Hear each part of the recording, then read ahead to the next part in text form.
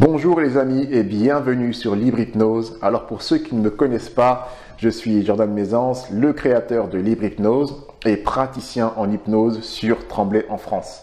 J'accompagne les consultants et je les aide à se débarrasser des barrières mentales qui les empêchent d'atteindre leur objectif en termes de bien-être et de développement personnel. Donc, qu'est-ce que ça veut dire en gros? Ça veut dire que je propose de vous accompagner pour vous aider à devenir la personne que vous souhaitez devenir et à atteindre l'objectif que vous vous fixez.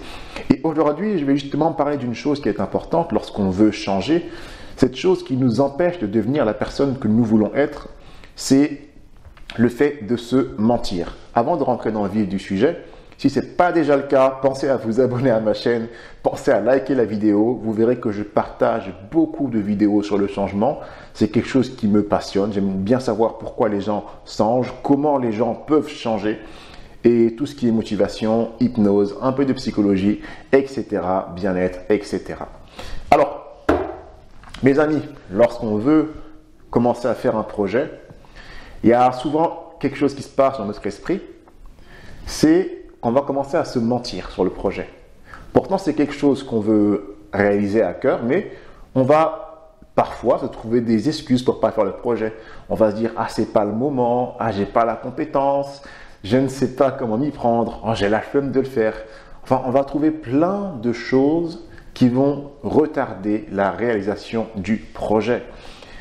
Et en fait, on va se mentir.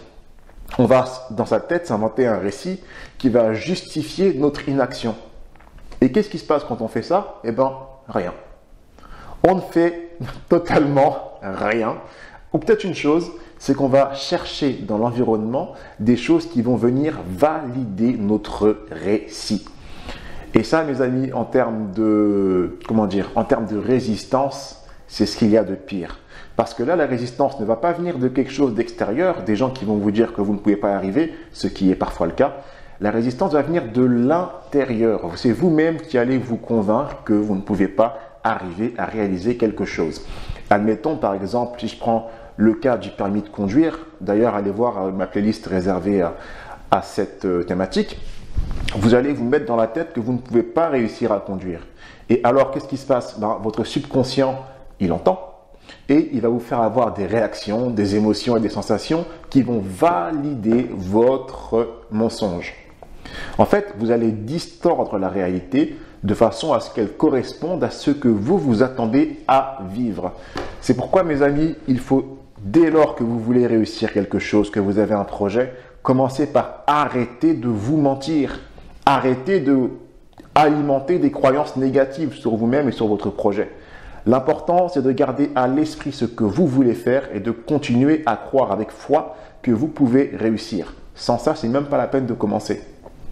Et on voit ça beaucoup également avec les étudiants qui vont à leur examen, qui vont commencer à douter de leurs compétences. Ils passent des années, des heures, des jours à réviser et quand on approche de l'examen, il y a le stress, il y a l'angoisse, il y a le doute et c'est là qu'on va commencer à se dire « je ne vais pas y arriver ».